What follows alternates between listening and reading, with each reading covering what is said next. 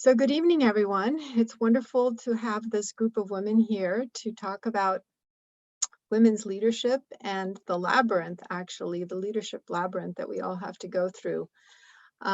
You've read what my goal is to sort of keep talking about these issues. And today I'm very happy to have Fumi here from Nigeria. And Fumi, I asked you if you could tell us a little bit more now. We had a little introduction before, but tell us a little bit more about yourself and your career up to this point in time. All right, thank you. And once again, I'd like to say that I am excited to be here. And so regardless of whether or not it's 11 p.m. here in Nigeria, as you can tell by my smile and the demeanor, I really am excited. And so thank you for having me. It's always a great opportunity to share, experiences because, I believe that everyone brings something unique to the table just because we're shaped by the various experiences and the things that we go through. And so we provide something that somebody else may not necessarily see in their day-to-day job. And so in terms of my career, I'd mentioned that I'd just like to kind of talk about my education briefly. So I'm a mechanical engineer in my undergrad. I did that here in Nigeria. And then I have a master's in business administration from the Aston University, Birmingham, which I did part-time. And then I came to MIT last year in 2019, to study this in the systems design and management program. And that for me was very pivotal, or has been, and is still pivotal in the way my thinking has transformed. And so kudos to MIT.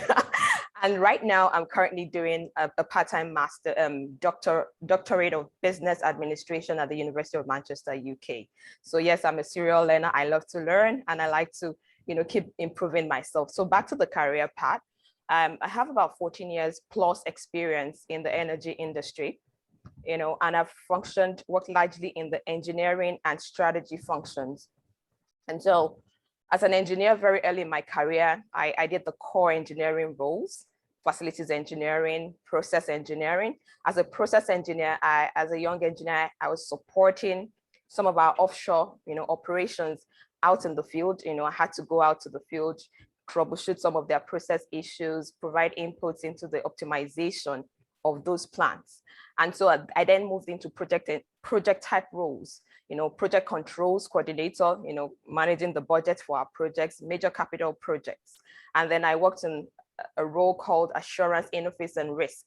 And in that role, an assurance interface and risk coordinator is somebody who is basically looking at, the actions on the project and thinking about, hey, are you stopping? Are you thinking about the risk?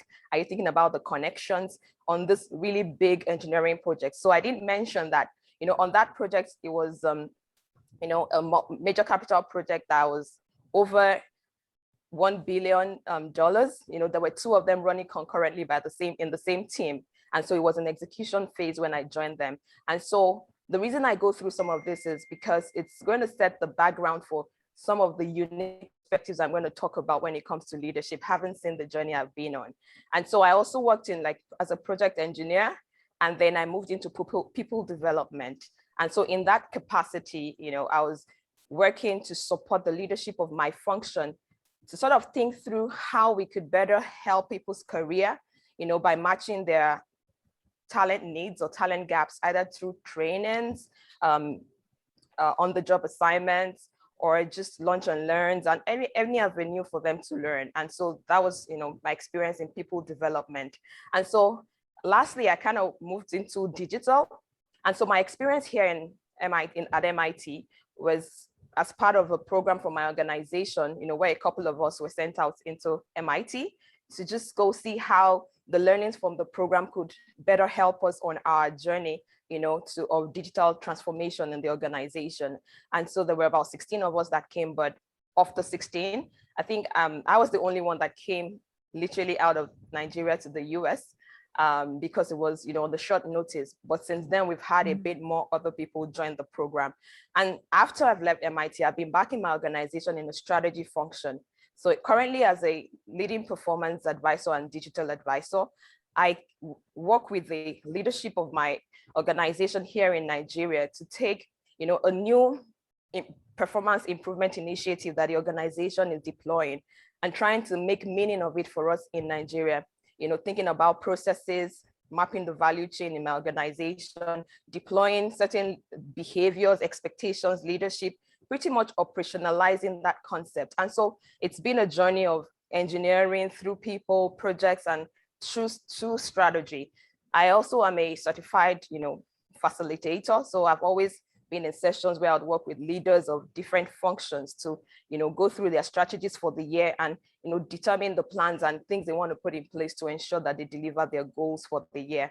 I'm a registered engineer in Nigeria, certified project management professional, and a certified skilled agile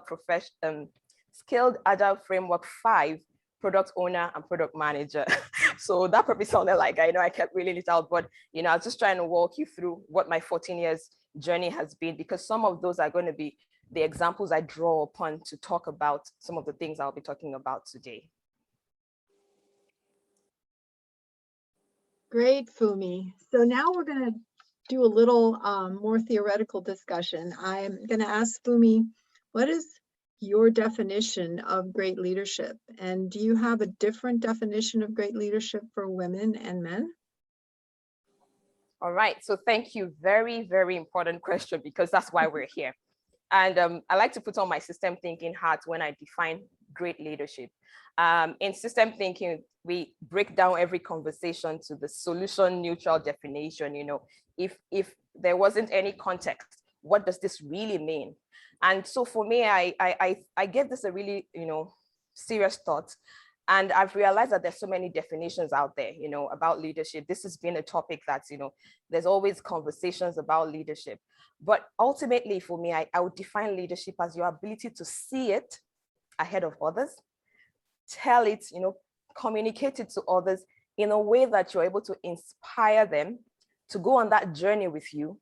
And then you guide them to the journey, ultimately to fulfill the task or the goal. And doing that consistently, is a definition of a great leader, because, it's not a one-off, it's a consistent, an intentional activity.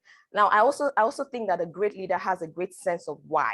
They understand why it's important. They are able to articulate it. And so based on that, they're able to carry people along with them on the journey, because you can explain to people why this is important. Most times people are able to connect to a leader because they understand the cost. They understand that there's something in this for me. I could contribute, I could be a person of impact. And so when I think about, whether or not a great leader's definition is different for a man versus a woman, to be honest, while the context of leadership for women, or the journey to get to leadership, or the things you have to deal with in leadership might be unique, a great leader is a great leader regardless of the gender. And so for me, ultimately, it's about your vision, your communication, your ability to harness other skills to deliver the target consistently. I'd like to finish that definition by saying a true test of great leadership is one that, outlives the initial spark. So you spark it and you can see it still in motion. Then that really is great leadership. Great, thank you. So that sets us up to talk a little bit about your leadership journey and what I call the leadership labyrinth, because oftentimes in our journey, we sort of get stuck and lost, and then we sort of have to figure our way out of this this dead end, I guess. And we face obstacles. So maybe you could tell us a little bit about some of the greatest obstacles you faced in your leadership journey and how you overcame them. All right, great question. And so I like to preface that question, responding in terms of what my leadership journey is by defining what I've called leadership, for the types of leadership for myself. Again, there's so many definitions out there, but every time I think about why I'm here and even having this conversation, I really wanted to be sure that I had something to say to you when it comes to leadership. And I realized, from my studies and my personal experiences and observations, and even deploying leadership, expectations and behaviors in my organization, that it comes down to three types of leadership is what I want to focus on. The self-leadership, that it's pretty much the first thing really for me, your ability to talk to yourself, get yourself in the right mood, keep yourself consistently fired up to go on the journey. And so for me, self-leadership is like the first level of leadership. Now, the second one I consider influential leadership, but I wouldn't even explain that just yet. I would like to talk about the third one, which I call positional leadership. And for a lot of us, we're used to that. We know that, there's certain leadership responsibility or benefits that are bestowed on you just because you have a position. There's a hierarchy, there's something afforded to you. So the CEO in an organization, the mid-level managers, in their own team, governance and all of that. But I've realized that more and more, there's the need for that second type of leadership that I mentioned, which is influential leadership. And that's because, let's take, for example, a CEO that has positional leadership over his organization, which, by the way, you can still question, because sometimes, with the current crop of the organization and the changing demographics, people really feel like they want to be in an organization because they connect with your vision and they connect with the message, so more and more you want to influence even those you have positional authority over. However, even if let's assume for an instance that, positional authority was just great. How about the investors? The CEO has to convince investors, for example, to come and put their hard-earned, funds in your organization. A mid-level manager has to convince people above them or people in other functions other than those that they're directly under. And so as a result, influential leadership, I believe, is very important and is becoming increasingly important. And so that's why, for me, when I think about my journey, I think about the fact that I look at my career to this point and I realize that consistently, I've always had to get work done through people who were way ahead of me. So they were pay grades ahead of me, but I happen to always get that job where I'm asking them to hold on their job, think about things differently. And so I've had to lead from a position where I didn't have positional authority. And so, like, for example, when I talked about my assurance, interface, and risk role, for a major capital project that is, on a deadline, on a timeline, everybody who gets the scope wants to keep running and going. So for you to tell somebody to stop, think about your risk, think about your risk management, it takes a bit of, who are you and why should we listen to you? And so it draws on some of those influential skills. And so because, I kind of went through a lot of that, it taught me very early on to work on my communication, being able to explain to people what's in need for them, being able to say something. And despite being the youngest person in the room, after a few minutes into the conversation, you start to hear, like Fumi said, and then even when they don't acknowledge it, that you are leading the conversation. So for me, it's been thought leadership, being an informal coach to the leaders. And so consistently, I've seen that as I grew in my career, I tended to be in those sort of roles. So even in my current role, deploying processes to my organization, deploying leadership behaviors that, people are taking and running with, is really an example of influential leadership. And so what are the obstacles I faced? I'll bring it down to two main things. One of them is just getting a chance an opportunity to even say whatever I had to say. Sometimes, how frustrating it can be for you where you have an idea, this is going to help, the team, this is going to help the organization, this is going to get us, results, or at least, forestall some issue. But because you can't get into the room to have the conversations with those that matter, it's frustrating. And so early on, there was always that challenge, and where people would second guess you and think, who are you and why should we listen to you? But over time, the second part was just even overcoming myself, being able to open my mouth and just say, go for it for me, as opposed to saying, yeah, I thought about this, I should have said something, but I didn't say something. And so that manifested in different, versions in the course of my career. But how did I overcome it?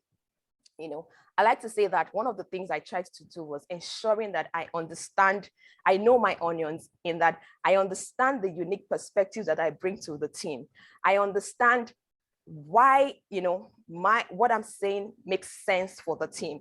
And so being able to convince myself enough by doing the homework, because of course, sometimes it required more work. It meant that I had to do over and beyond to make sure that when I did open my mouth, somebody was not going to say, please stop talking, because, you say something that catches their attention. And so, like when I talked about, early in my career, when I was going as a process engineer, when I went out to the production fields to support the engineers, there are not so many female engineers in offshore remote wellhead platforms, And so when you get there and they're looking at you, a young engineer and a female, there's some of those invisible flags or barriers that just go up. But as a process engineer, some of my work then involved taking readings from some of the equipment out there. And so I'd have to do some climbing and do so many things. And one thing I always committed to do was, let's go for it. So they would have a man come with me and he'll be showing me through things. And at some point he's like, are you not tired? Like, no, let's keep going. And so there was a certain kind of respect that came in. And then from then on, they're able to connect with me. And when I bring my ideas, they can take it from there. And that I've also seen happen in so many other aspects of, my journey. And I think the other thing I'll just like to talk about before I just keep going on and on is the fact that, getting the right people in my corner has been able to help me. So while I, kind of emphasized influential leadership and all of that, you can't take away the benefits or some of the obstacles that positional leadership helps you to overcome. And so sometimes being able to get the influencer, the person in the room, to understand what's in it for the organization, what's in it for you, why should we be doing this, then makes it easier for people because now you have an influencer on your side. So you're influencing the influencer. And I found that consistently that has helped me to expand my reach, and because of that, with time, there's more confidence and more people can trust you with whatever you're saying, and they're willing to follow you, albeit even sometimes when they don't acknowledge it, you can see that, you're being followed. Great, thank you.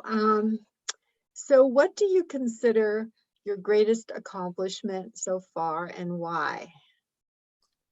Okay, great question. So I would tell you what I consider my greatest accomplishment, but I'll start with the second one that comes really close. It's a close second. And so the close second is completing my MIT program. And people are probably going to smile and wonder, yeah, we all did it. So what's the big deal? So for me, it was very unique because even the process of getting started with the program was already a challenge. So I'd mentioned that it was sponsored by my organization. So I'd come out as one of 16 people, but of the 16, because of the short timing, I think I was literally the only one who had to fly into the US, for that program. And so I got informed about the program, like 2 months or thereabouts, had challenges with visas, I actually recall vividly that, I had to shift my flight to get, to the US because my son took ill. And so I literally left the hospital on the same day, was on a plane. We got discharged after a couple of days, got on a plane to the US. I was relocating to a new country with my family. So a toddler and my husband. I never lived outside my home country for anything longer than 3 months. And so it was a new shift and I had to ramp up into school, so I was going from being somebody who was working to just being a student again. And so learning the new culture, learning so many things all at the same time. So even going through that program alone would have been a pat on my back, regardless of whatever grades or output that came out of the program. However, on top of all of that, COVID hit. And so my husband, who was also a support system, who had taken a break briefly, had to be back in Nigeria. And so in the meantime, my mom, who was, quite elderly, was with me. And then, there was all the restrictions with movement and my husband was stranded over miles away. And so between trying to take care of a young child and a grown-up adult, trying to go through school, do my thesis and all, and then be able to finish the program and feel like the output from that program was top-notch, was for me a very great achievement. But beyond that, when I think about leadership, which is like the main answer for you, when I think about leadership, my greatest achievement for me was finding my voice, finding my stage and owning it. And for me, it was just knowing that, there was something unique that I bring to the table, knowing that there's a reason I have the combination of skills that I have. There's a reason why I'm analytical, why I can speak in a certain way, why I can distill information in a certain way. And I was doing a good job of hiding away. So I would do great in my technical presentations and my work, but my 2 years ago self will look at what I'm doing today and just cringe, like, for me, you really are having this conversation. And for me, it was one of my greatest accomplishments because it set the stage for the impact. So I didn't mention earlier, but it was in my bio that I run a blog. I have an insights blog. You know, I even still released a post this morning, this afternoon rather. I've written in the book, and some of the things that have then happened after that is because I found myself and I wanted to be true to myself. And so for me, that's a very significant achievement. You know, an example I like to share is very recently, somebody completed, you know, a master's program, and she had a baby in the same year, in the same COVID year. And so we're all congratulating her and saying, oh, great, you know, you really did it, you're tough and all that. And, you know, in the midst of all that, she said, oh, you know, I want to give Fumi some of the credit. And I'm like, okay, what did I do? What happened here? And we had been having a conversation, you know, in a career conversation, or just talking about what the things that we aspire to do. And she had talked about how well she was doing in her current job and how excited she was. And I'd asked her, what next? You know, is that all? You know, is that your aiming point? And that was it. I didn't even realize that that conversation, you know, started a whole chain of reactions for her. You know, she went seeking, how could I improve myself? How could I be better? And that fueled her through the challenge of having a baby, getting pregnant almost the same week she got accepted to school, and, you know, with COVID on top of it. And a couple of months later, 14 months later, she's saying to me, you know, thank you for saying what you said. And so I say to myself, I'm glad I found my voice, I found my stage, and I owned it, and I'm being true to myself. And so that is my greatest accomplishment. I know I took you on a very long journey to get there, but I wanted to, you know, explain to you why, you know, it's very important to me. And I want to add here that, you know, finding your true voice and your true self is something that can take years and years.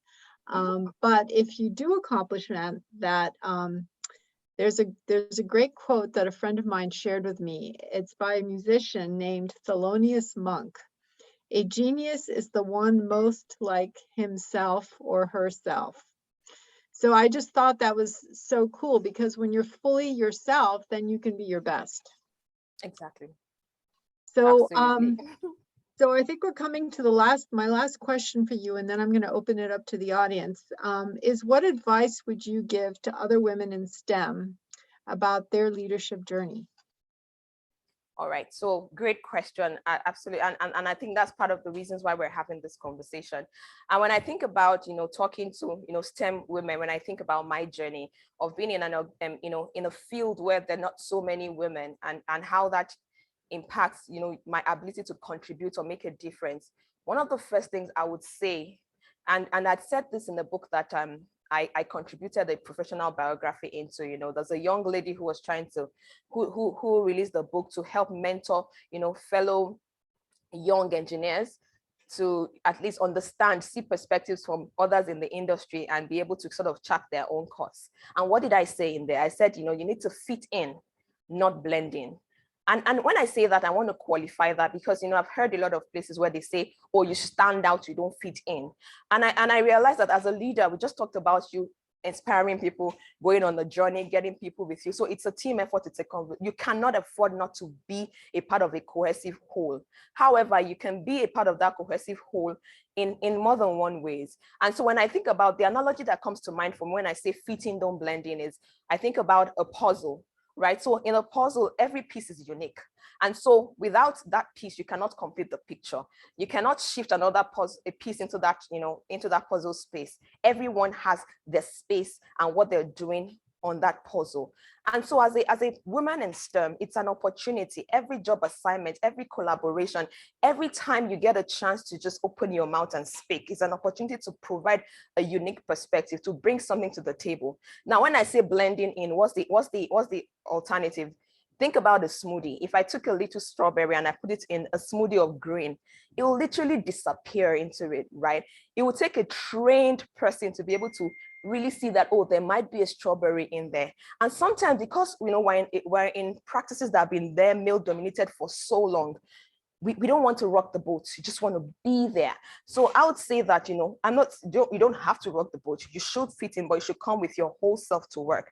You know, an example that happened very recently to me, and which was very humbling, was, you know, I'd been in a conversation with some of my senior leaders and some of my colleagues and some leaders in my organization. And we'd been laughing and chatting about something and said, oh, all right, see you guys later. And so he kind of laughed and said, oh no, maybe ladies. And then he's like, no, guys is unisex. He said, Fumi, what do you think? I said, yes, it's unisex as defined by a guy. So a man defines that is unisex on my behalf. And so we kind of laughed about it, and we kind of went away. But what really touched me was that I was in another meeting with him where he was talking to his subordinates, and he was talking about, inclusiveness, and diversity. And he referred to the example of me telling him that, that belief was coming from his frame of mind as a guy, and he was making assumptions on my behalf that a guy, being a guy was fine. So really, I myself use the word guy. So, but it was just interesting for me to say, when he was trying to rationalize it and say, it's great, I was like, yeah, that's because you're defining it as a guy. And because of that, every time he's in another conversation, he thinks about it a second time to be sure that, he's not making those assumptions. And so that's a trivial example in quotes, but there's so many things like that, the perspective you bring to your presentations, the way you communicate things. Maybe the guys would rather do it a certain way. And that, these things we talk about today, empathy, all of those kind of things that are unique to you. Being a woman in a field that's previously has not had so many, or not even had enough that speak up, is an opportunity to speak up. So that's the first one. The second one I would say is that you need to grow your credibility. And I'm even learning a lot of that in recent time, because as people in STEM, and I might be making a general statement, maybe that's not true for everyone, but we tend to want to say, I'll do my work will speak for me. Like, I'm very serious, let's just get this done. But I see that as a battle between competence and credibility. In that, competence means how well you do what you do. Credibility is how many people can say that, right? So you might be the best thing that has happened since sliced bread, like we said here in Nigeria, but nobody across the fence knows you because you've not networked and put yourself out there in volunteer roles and leadership roles that gets people to then know that you're able to do these things, and then it facilitates more open doors for you. And so I've had so many examples in my short career that have shown that getting the right people to know what you're able to do then provides the bigger stage that you're desperately looking for and hoping that your supervisor or manager offers to you. And so I'm saying grow your network, build credibility beyond your competence. Lastly, I would say grit. And I say grit because, not just because, so I co-authored the book with about 9 other ladies, and the chapter I wrote about is grit. And that's because grit has it's been my story. I just talked about my MIT experience, and I realized that grit is something that has kept me going consistently. So we talk about leadership, we talk about the fact that you want to be influential, but it's not always going to work exactly how you planned it. And so there's always going to be that need to go back inside of you to search for and find the motivation to keep going. And most times, most women in STEM, you could almost say that they have grit, right? Because we chose a function where not so many ladies are in there. However, we don't transfer that to other things. So like office politics, those other things where you're like, I just don't have time for that. But unfortunately, we consistently need that, because you're always going to have that thing you need to push against to get you through the door. If the door was that open, there'll be a lot of women in those leadership roles. So you always need that fuel to keep you going. So those are the 3 things I would say, to just recap: fit in, don't blend in, grow your credibility, and 3, grit is very, very important. So that's Wonderful. what I've got. Thank you. That's great. Thank you so much, Fumi. I'm going to stop the recording and then we can open it up to the audience. Right.